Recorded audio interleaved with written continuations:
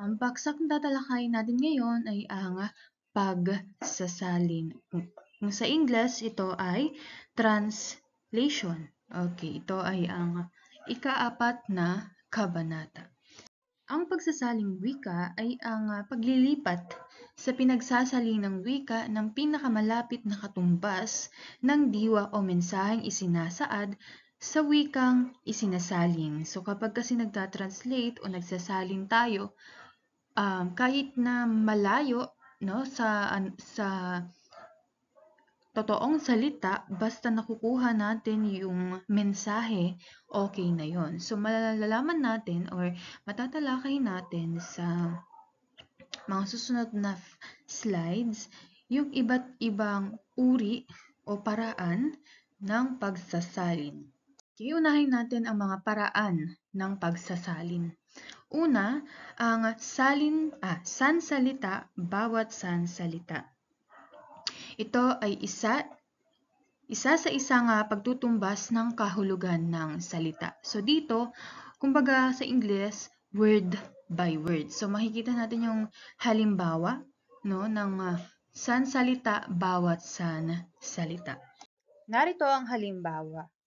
So pansinin ninyo yung English at pansinin niyo rin yung sa Filipino. Tingnan ninyo na mayroon talagang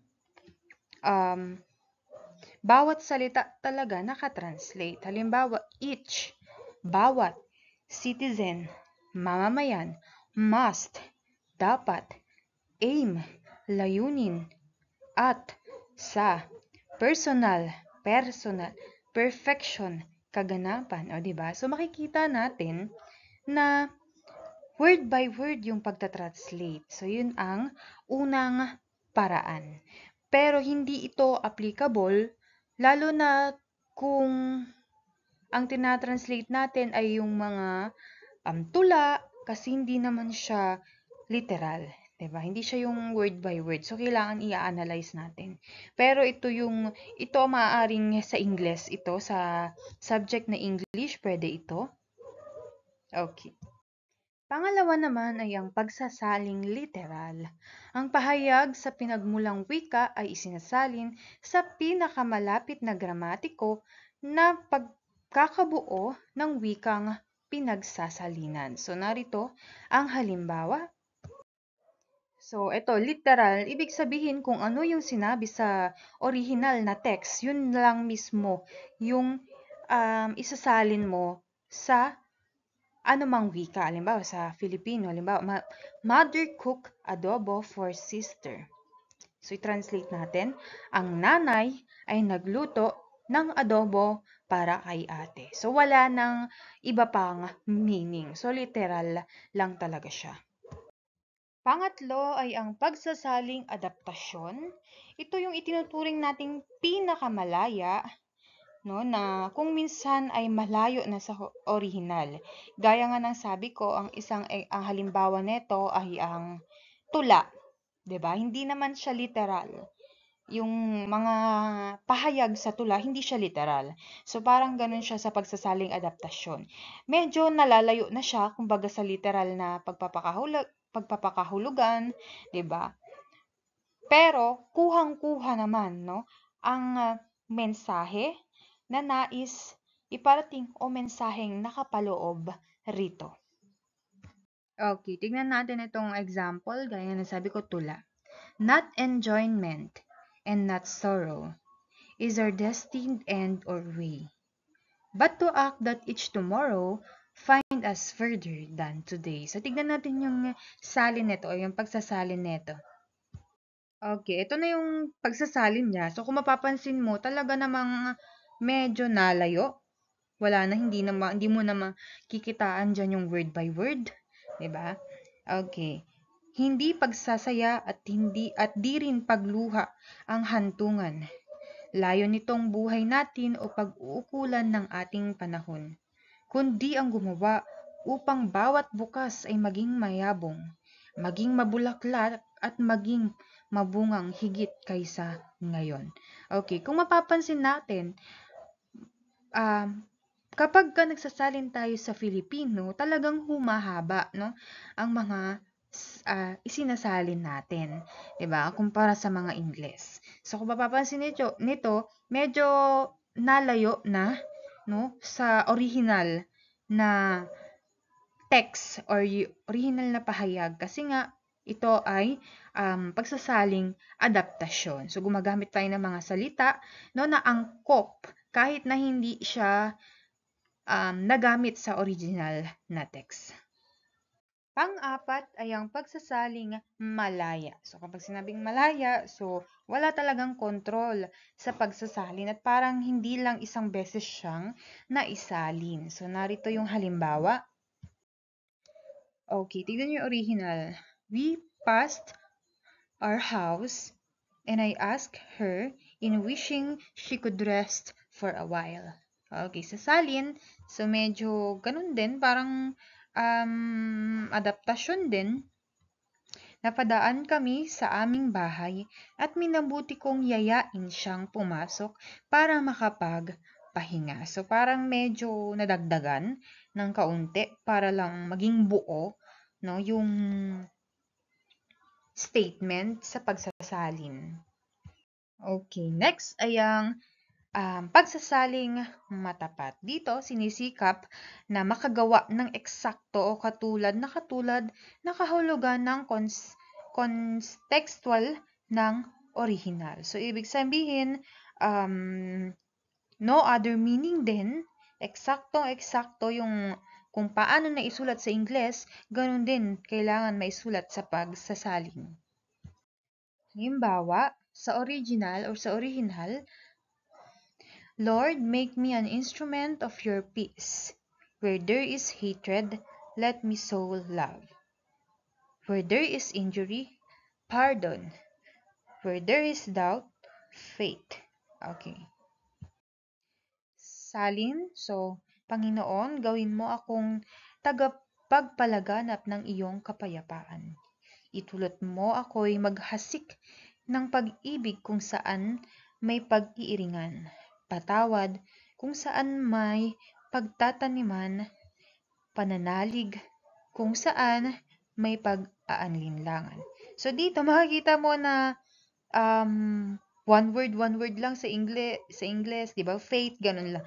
Dito parang na-explain, naging matapat siya para lang din na halos kahit mas maikli yung version ng original, dito talagang matapat na na-explain yung kung ano yung thought o yung mensahe ng isang tula.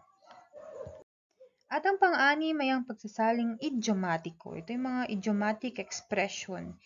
Ito ay diwa o kahulugan ng orihinal na teksto ang isinasalin. Inaangkop ang salin sa natural na anyo ng wikang pinagsasalinan. Ibig sabihin, ito yung hindi siya literal. Kumbaga may nakapaloob na iba pang kahulugan, no? Na sa original na pahayag, hindi mo aakalain na yun na may iba pa palang meaning. Halimbawa, sa original, hand-to-mouth existence. Okay. So, sa pagsasalin, isang kahig, isang tuka pala yung ibig sabihin nun. Hindi naman natin yan pwedeng i-translate na kamay sa bunganga. Diba? Hindi naman ganon. O kaya kamay sa bunganga, ano yung existence? O, diba? Parang ang hirap i-translate. So, kung word by word natin yan, hindi natin makukuha yung totoong meaning. Halimbawa, isang kahig, isang tuka. Ano pa ba yon? Yung isa pa halimbawa, you are the apple of my eye. Anong ibig sabihin nun? Diba? Hindi naman literal, no, na mansanas yung pinag-uusapan doon. Okay. At ang panghuli ay ang pagsasaling semantika.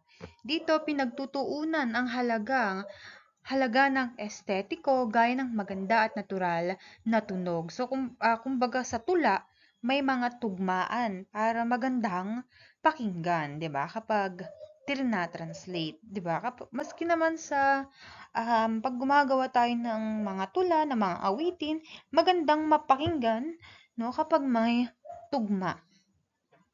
Halimbawa ito, a tree that looks at God all day and lights her leafy arms to pray. So kung mapapansin ninyo, yung huling salita ng bawat line, ang day at pray, magkatugma. So tignan natin yung translation niya. Narito yung translation niya. Sa buong maghapon, sa mukha ng Diyos lamang nakatingin. Ang dahonang bisig ay nangakataas sa panalangin. Okay, tignan mo yung word na nakatingin, panalangin. So, magkatunog, magkatugma. Narito naman ang mga uri ng pagsasalin. So, dalawa lang naman ang uri ng pagsasalin. Una, yung pagsasaling technical. Ito ay may kinalangan sa agham, kalikasan, lipunan, at mga disiplinang akademiko na nangangailangan ng angkop na espesyalisadong huwika. Ito yung mga, may mga technical words kasi na wala siyang pagsasalin. So, kung hindi na talaga kayang maisalin sa Filipino o sa iba pang language, so kailangan nating i-retain. Pero meron halos lahat naman ng mga technical words ay may baybay o may pagsasalin. Okay. Next, ang pagsasaling pampanitikan. Ito ay ang pag-aangkop ng akdang pampanitikan sa panibagong kalagayang pampanitikan na nagtataglay ng mga katangian, estilo, himig ng akdang pampanitikan. Isa na dyan yung panghuli, yung